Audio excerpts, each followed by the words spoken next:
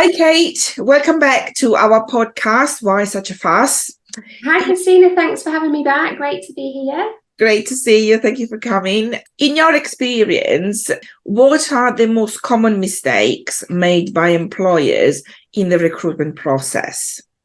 Oh, that's a good question. So obviously the Equality Act states that discrimination in recruitment and selection of employees is illegal, and it is unlawful to discriminate against applicants due to any of the 9 protected characteristics.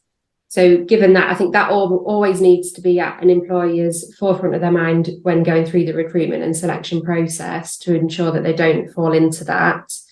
I think key with that is obviously being objective and consistent. That often ensures non-discriminatory process.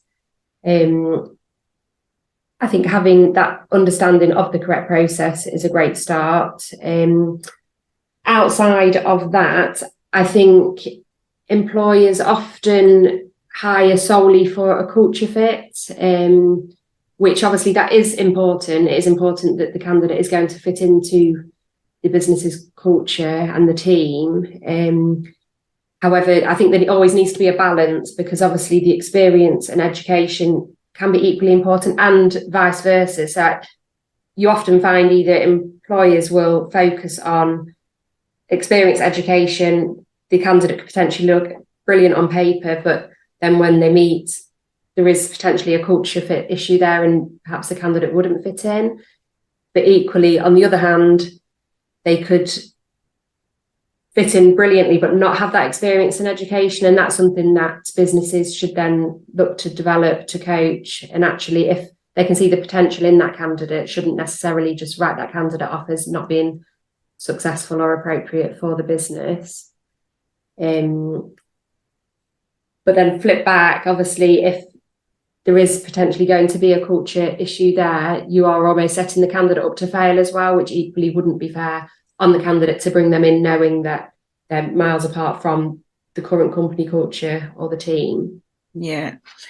And are there any sort of interview techniques that an employer or a recruiter could use to draw out the information that is needed for the employer to then make the right decision? Absolutely. I think when interviewing for any role, it's important to sort of plan some key questions. So you've got that consistency. There is obviously you're being objective, and you can then compare each of the candidates post-interview. Obviously, as interviews go on, there is an element of free flow conversation, which is great, because then you get to know a bit more about the candidate and how they'll fit in. But I think I always like to know a bit about the candidate, about their background. If they do have any relevant experience or education, that's great. But again, that shouldn't necessarily be the main focus.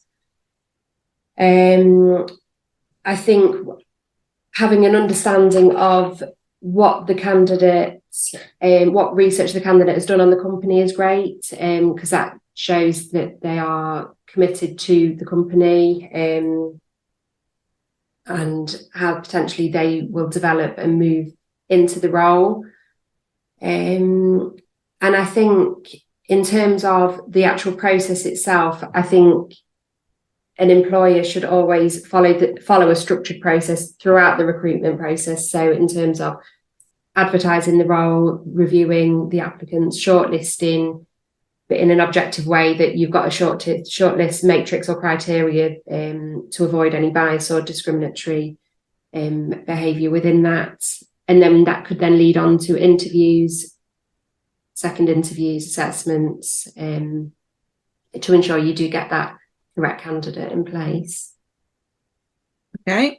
And are there anything that an employer or recruiter should not ask a candidate? Do you come across any situation where the employer or the recruiter ask questions that they really either are illegal or they shouldn't really be asked? Yeah, and that is a question I get asked a lot about, a lot from clients when they are recruiting, and I'm not involved directly in the interview process. I think employers and businesses are more and more aware of different claims that can be brought against them even before an employee has been employed by the business. So that is something that obviously everybody does need to be wary of now. With candidates being able to bring a claim under the Equality Act for discrimination during the recruitment process. So really, it's being mindful of the 9 protected characteristics and ensuring that any questions that you ask during the interview process steers away from those protected characteristics, so it couldn't be turned into something it's not. And that can be difficult in conversation. I've had candidates say, oh, well, I've had candidates discussing their children and holidays and different things going on in their lives, such as religious events or beliefs, which can then easily be drawn into questions just on a friendly level, trying to engage with that candidate, that actually could be taken the wrong way and end up with potential problems down the line for the business. Yes. So, I mean, common ones to avoid is obviously, are you going to have children? And anything sort of pregnancy, maternity related, that's generally, understandably, a lot of businesses want to know if that is in the pipeline, because potentially a business may not want to take on an employee that is planning to get pregnant, or however, that is a definite no-no and should be definitely not asked within an interview. Yeah. With that being one of the 9 protected characteristics, there would be, if it was to be proven that that candidate was then not successful due to what she'd divulged potentially regarding plans for future pregnancy, children, there'd be a lot of trouble. Yes, I can imagine that. I mean, from a GDPR perspective, though we're talking about obviously, personal data. The recruitment process is where a lot of personal data is collected, whether it's through a recruitment agency or, directly from the employer. And at this point, things that are being collected are the name of the candidate as a minimum, their address or contact details, and their age, because obviously the employer needs to make sure that they are of employment age. But I see so many, instead of asking for the age, they're actually collecting the date of birth instead of the age.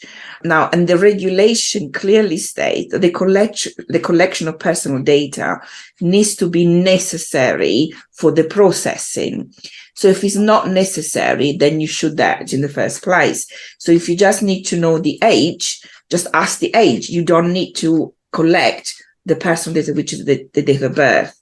And the other things that, again, at this stage, there is a lot of collection in terms of disability or medical, because, or even if you need to have the candidate to come over for an interview, there might be provision that you need to make to allow them to come to the interview. So that level of data is being collected, their qualification, their nationality, their marital status. And, and some recruiters or employers, even at this early stage, in particular if the application is online, they are now starting to ask things like gender, ethnicity, religion, etc. Now, you and I know that providing the information is totally voluntary. Yes. But the candidate might not necessarily know that. And they might feel obliged to provide the information because they might think that if I don't, my application is not going to go through. Because it's not freely given, then negates the consent, which is the lawful basis in this scenario for collecting that data. I think it's always a good practice whenever collecting this data, whether it's online or whether it's, in a face-to-face application, is to really make it clear to the candidate that this is totally voluntary, that they don't have to provide this information in big bold letters, and make them understand that it will not be used against them for the application. Is just to ensure that the employer fulfill their equality obligations. And I've also noticed that candidates are not always provided with a privacy notice at this stage. So they might get one once they are employed. So when they come into the organization, they might be provided one. Very often I see it in the handbook, not always, but, it's just quite generalization. So, but unfortunately, by that time it's too late, because the privacy notice should be provided at the point of collection. So an organization might want to have multiple privacy notices, one for the purpose of recruitment, because the collection of the data at that time is for the purpose of recruitment. And then once the recruitment is finished, and therefore if a candidate has not been selected, then they don't need to collect that data anymore. And then another one when they are employed, and it should actually be sent in conjunction with the job offer. It is not necessary to have the privacy notice as part of the handbook. In fact, it serves no purpose. What the regulations is that the privacy notice, because it's about telling the candidate the purpose why the data is being collected. So there's no point in doing it afterwards. It needs to be done at the moment of collection. What I see in my experience with regards to recruiting. So yes, it's really interesting to see the two sides of the coin, isn't it? Definitely. Yeah. Do you think that's something that candidates are aware of their rights with that, in terms of sort of as a job applicant? Are they aware?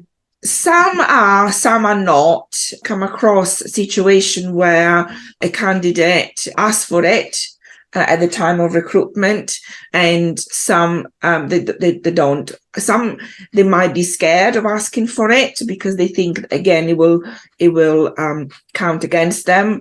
I think that, going back to what we were saying in our previous episode, where the employer needs to be transparent, needs to demonstrate their how they operate, being an employer of choice. By providing a privacy note at the appropriate time, they're demonstrating transparency, they are building the trust with the candidate. I think it works in their favor. Absolutely. I think that's key throughout the recruitment process, that communication's there, the transparency is there, and ultimately that will then increase that engagement between the client and the business, and then in turn, if they're obviously to be offered the job, help to build the connections and trust between both parties, which is then obviously a good platform to move forward on. Yeah, and it's also a demonstration of a mature culture within the organization. So I think it benefits all parties. Yes. As well as sort of ticking the box from a legal perspective. Yeah. Brilliant, Kay. Thank you very much for joining us today. And thank you, everybody, for listening. And I'll see you in the next one. Thank you for having me.